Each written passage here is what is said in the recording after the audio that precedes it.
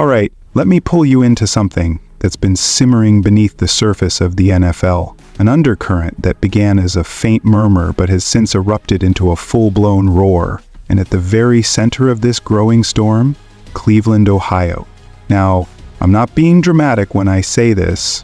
We may be witnessing the genesis of something monumental, something electrifying, something nobody anticipated, yet here it is, unfolding before our very eyes. If you're anything like me, you've likely heard the rumblings, maybe a stray tweet, a passing radio segment, or perhaps you stumbled upon some leaked minicamp footage and thought, wait, what did I just see? But here's the thing, you felt it. There's a shift occurring, and it revolves around one name, Shedeur Sanders. Yes, that Shedeur Sanders, the rookie, the fifth-round selection, Deion Sanders' son. The very same prospect most people assumed would quietly sit on the sidelines, bide his time, learn the playbook, and maybe, just maybe, contend for a backup role someday. That was the script. That's what the so-called experts forecasted. That's what the depth chart projected. But Shedeur, he clearly missed that memo, because what he's doing right now in Brown's camp is rewriting the entire narrative. And I need you to fully grasp just how wild this really is. We're not talking about some rookie flashing in no-pads drills. We're talking about a young quarterback who walked into one of the most congested QB rooms in the league, featuring names like Kenny Pickett, Joe Flacco, and Dylan Gabriel, and somehow became the focal point of the offseason. If you're enjoying this, take a moment to hit the subscribe button, drop a like, and leave your thoughts in the comments. Now, let's rewind. Let's go back to draft day, 5th round, late pick by quarterback standards. Most figured Shedeur was a developmental guy, maybe just a camp arm or a long-term project who'd ride the practice squad. That's the usual journey for day 3 QBs. It's an uphill battle. But Shedeur? He didn't walk in like a 5th-round pick. From the moment he stepped inside the facility, his presence was different. His intensity, his focus, his professionalism. And that's not just media hype. That's coming straight from inside the building. I've been listening. I've been connecting dots. And the word from Brown's personnel is unanimous. Shedeur is doing things rookies simply don't do. One assistant coach said outright, he processes the playbook faster than any rookie I've ever worked with. Period. Another said, he sees it on the whiteboard, walks through it once, then executes it live like he's been doing it for years. That kind of mental acuity, that's rare, especially for a rookie, especially for a day 3 pick. Raw athleticism is easy to scout, but that kind of cerebral processing, that gets coaches' attention fast. That's how you rise up a depth chart. And speaking of that depth chart, let's talk about what actually happened at minicamp. Because this was the turning point. A full spade, high stakes, move the ball drill. Every snap matters, every read is scrutinized. Normally, this is a proving ground for the top 2 QBs while the rookies stand back and absorb. But this time, Shedeur stepped in, ahead of Dylan Gabriel. No warning, no explanation, no PR stunt. It was a calculated move by the coaching staff. They wanted to see what this kid could do under pressure.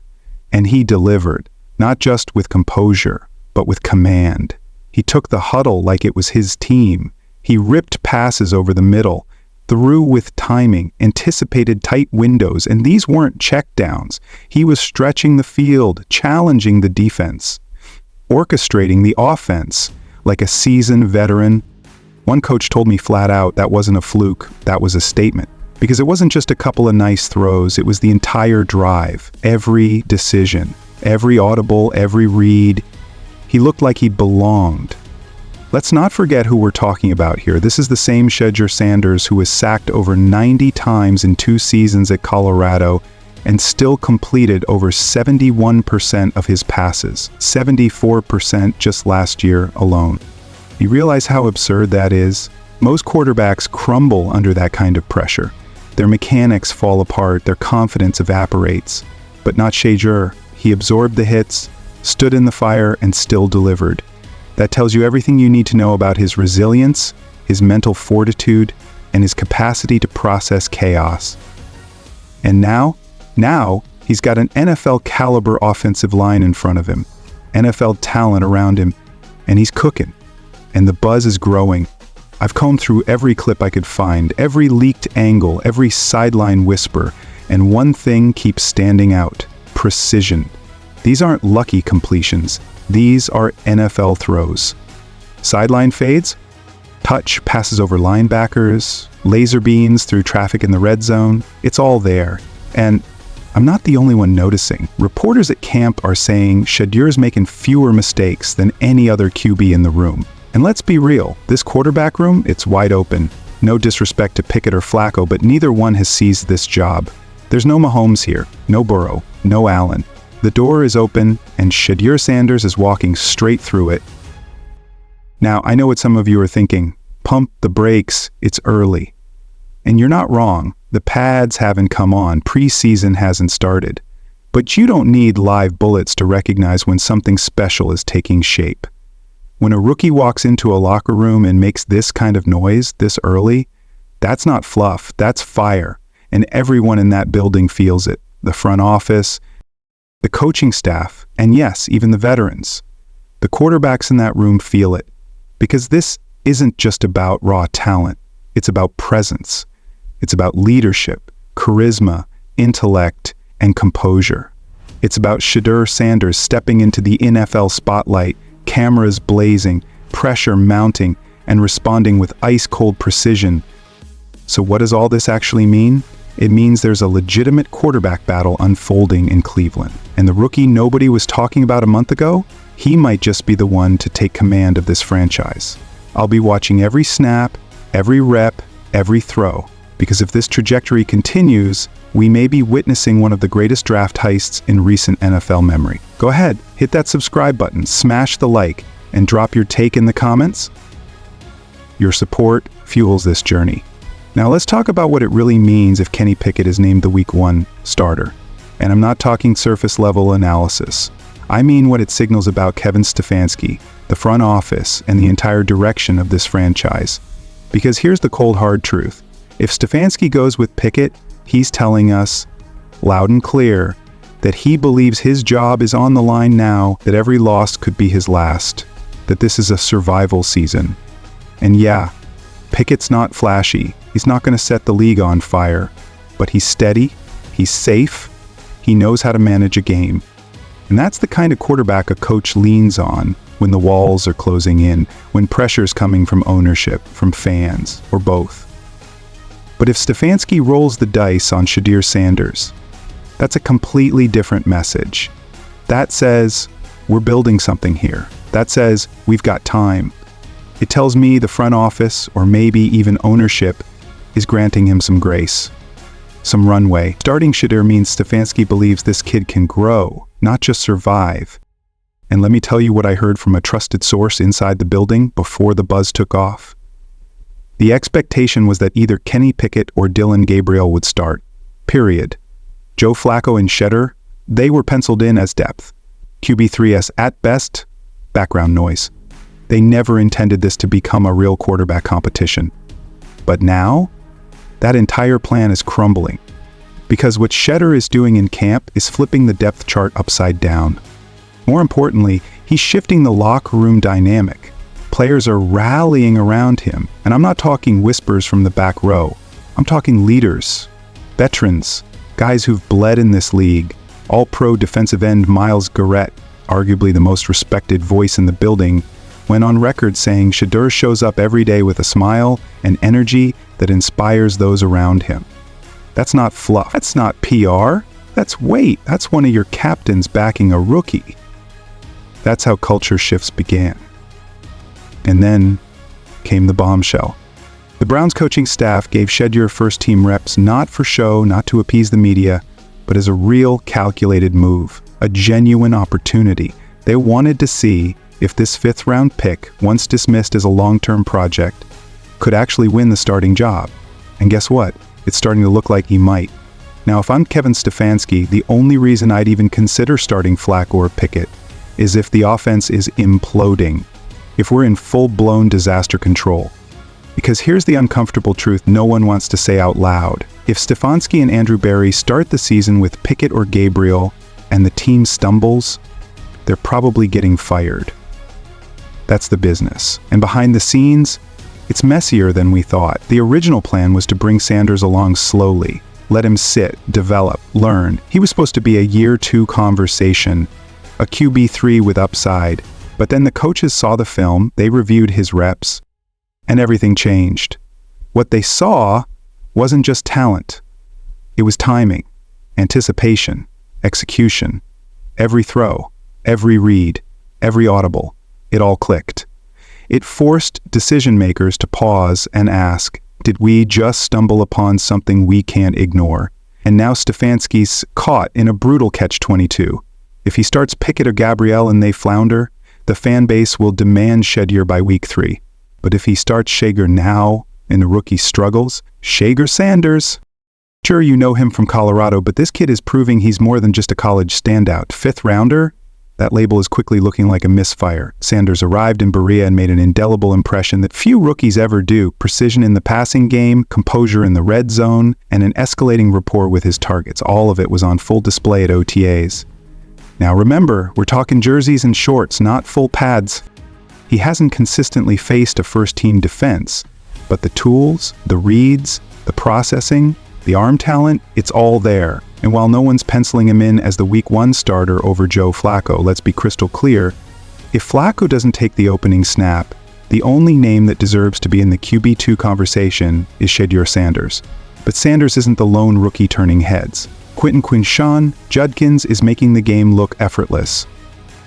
As in NFL ready from day 1, effortless. The way he's slicing through the defense, the burst he shows coming out of the backfield, it's textbook. Sports Illustrated nailed it when they labeled Judkins as a prototypical NFL running back. This isn't about potential, it's about proven readiness, strength, patience, explosiveness. He's got the complete package. And let's not forget the landscape in Cleveland's running back room, with uncertainty swirling and opportunities wide open. Judkins isn't just knocking on the door, he's about to bulldoze it down. He could be carrying the load for this offense far sooner than expected. Then there's Carson Swessinger, another young up-and-comer stealthily emerging from the shadows.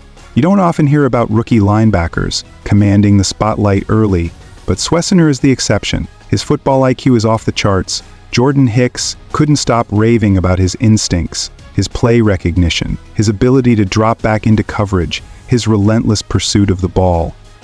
This guy is already being whispered about as a potential defensive signal caller, a future green dot. If you're a Browns fan searching for the next defensive leader, you might want to keep your eyes on No 53. And let's not forget Jerry Jeudy, who's not just cementing himself as a reliable wideout, but emerging as the guy in the receiver corps. The chemistry he's building with Joe Flacco, it's real. Locker room camaraderie, daily conversations, on-field synergy, it's all happening. Jeudy is proving he's ready to embrace the WR1 role with Elijah Moore out of the picture. And he's doing it with crisp footwork, sharp routes, and the veteran savvy that can transform this passing game into a legitimate threat, assuming the quarterback play holds up. But for every riser, someone inevitably slides. And the biggest eyebrow raiser? Deontay Hardy, a complete no-show at voluntary OTAs.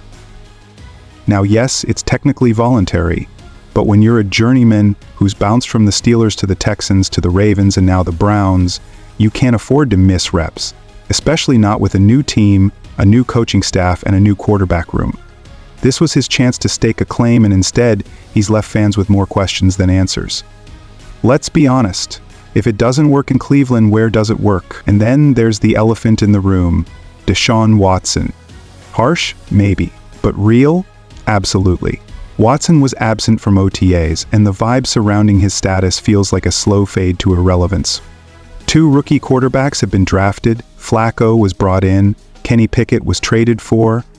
The writing's on the wall, and it's in bold font. When you combine his injury history, off-field controversies, and declining performance, the road back to being the guy looks like a tightrope walk. Watson at QB5, that's not just a slide, that's a free fall. And speaking of Kenny Pickett, what exactly is his role in all of this? Is he an insurance policy, trade bait? Maybe both? He's stuck in a limbo between starter and backup, but the arrow is definitely pointing down. He's QB2 right now, but with Sanders and Gabriel flashing promise and Flacco locked in as QB1, Pickett might just be the odd man out. His 2024 tape? Mediocre at best. 1 touchdown, 1 interception, 5 appearances. That doesn't exactly scream franchise quarterback, it whispers backup. And perhaps that's the hidden opportunity here. If Pickett fails to climb the depth chart, maybe he finds new value elsewhere. On the trade block, the Browns could potentially reclaim a draft pick, maybe a 5th or 6th rounder. At this stage, that might be the most strategic outcome for both parties. But let's pump the brakes for a second, because there's so much more to unpack. You've just gotten the first wave of seismic shakeups from OTAs. The names you need to monitor, the futures that might already be sealed. But we're only halfway through. The second half is coming, and it's going to plunge even deeper into what all of this means for the 2025 season and how this roster might actually crystallize by week 1. Because when you look closely, these OTAs didn't just offer a sneak peek at who's leading. They gave us clarity on what's likely headed our way. Browns fans, make no mistake. This is a team at a pivotal crossroads. Every position group is being redefined, and the coaching staff isn't pulling any punches. They're handing real reps to the rookies. They're challenging the veterans. And in some cases, they're making it crystal clear the pecking order is no longer built on reputation, it's strictly performance or bust. Let's revisit Shedeur Sanders for a moment, because his story is just getting started. If you're the Cleveland Browns and your once prized first-round franchise quarterback is on the brink of irrelevance, then the 5th rounder who's stacking impressive days in OTAs suddenly becomes more than just a developmental project. This isn't merely about how Sanders looked in shorts and shells. This is about how quickly he's processing reads, how decisively he's delivering the ball. The coaching staff isn't oblivious. They see the spark, they see the future. And let's be real, if Sanders carries this momentum into minicamp and preseason, the notion of him leapfrogging Kenny Pickett on the depth chart isn't some hot take, it's inevitable. Now pivot back to that running back room. Judkins is only the tip of the iceberg. His meteoric rise is putting intense pressure on the rest of the backfield. And here's the kicker. The Browns aren't interested in slow cooking his development. They're prepping him for immediate impact. Imagine what that means. If Nick Chubb's return is delayed or managed cautiously, Judkins could easily inherit the lion's share of first-team reps. That dazzling outside cut for a massive gain, that wasn't luck. That was vision, instincts, and elite burst. These are traits that don't need time to mature, they erupt instantly, and that's exactly what he's doing, showing up every single rep. Let's flip the focus back to defense. We already highlighted Carson Schlesinger as a budding star, and here's why you should care. This isn't just a rookie flashing in June.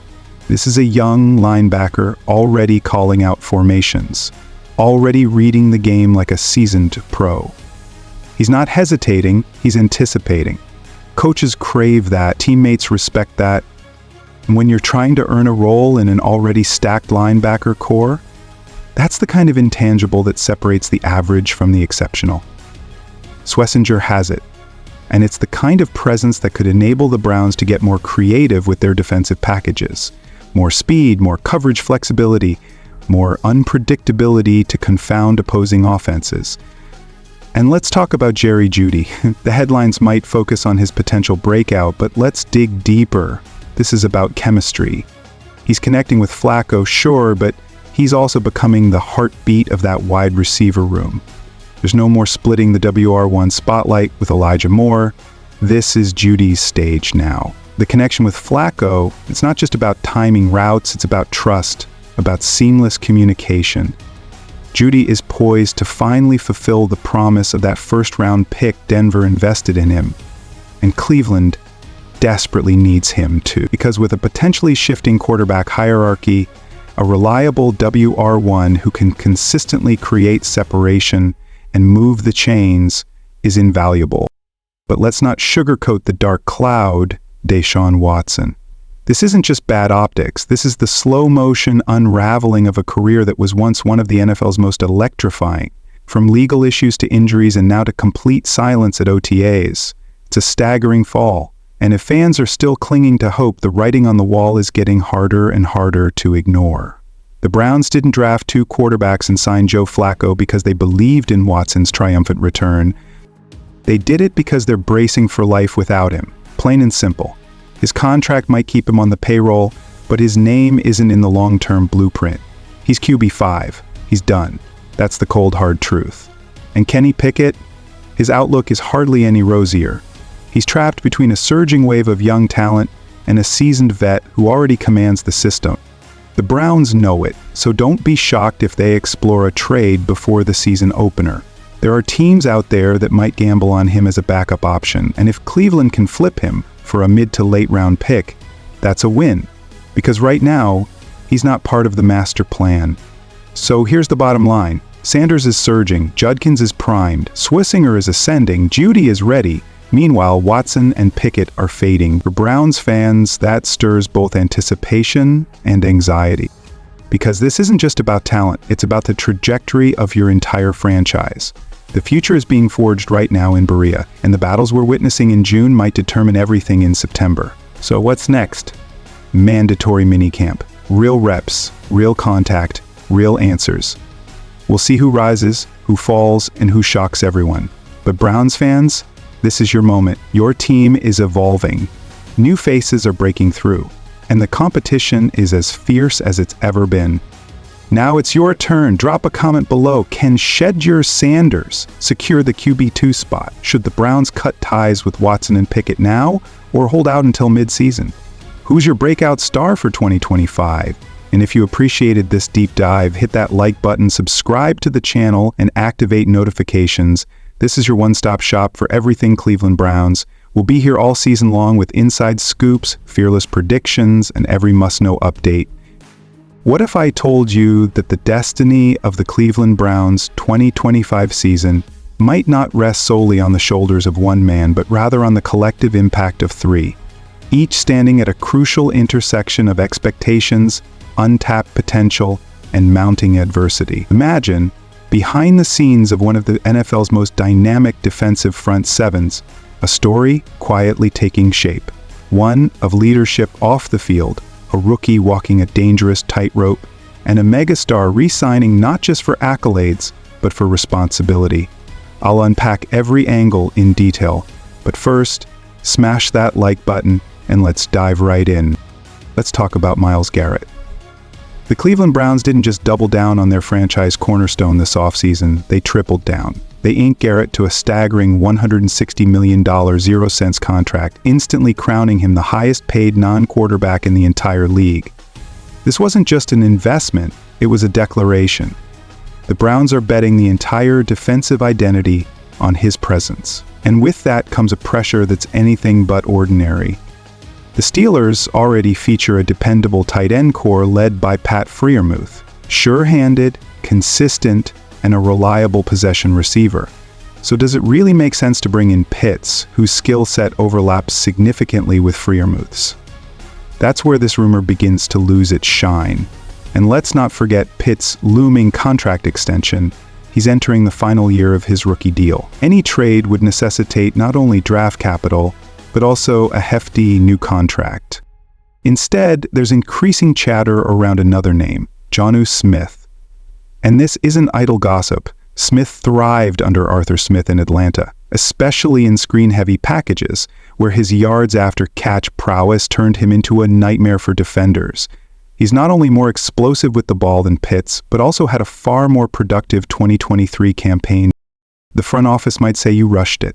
That's on you. One source put it bluntly, if Pickett starts week 1, Stefanski is coaching for his job. If Shedeur starts, it means ownership is giving him time to build. And you can feel the shift happening inside that quarterback room. I've been told Pickett's frustrated, quietly upset behind closed doors. He thought this was his fresh start, Flacco's being the seasoned vet, taking it in stride, but he sees the writing on the wall. But Gabriel? He was the sleeper, the prospect the staff secretly believed in. But now, he's watching the spotlight move toward Shedeur. One staffer said it flat out, the tension is real. Everyone is holding their breath, waiting on Stefanski's decision. But at this point, this is about more than just one decision. It's about momentum. And right now, Shedeur Sanders has all of it. He's not just winning on the field. He's commanding the meeting rooms. He's igniting the locker room. Even the national media is starting to wake up. James Jones just went on air and declared it.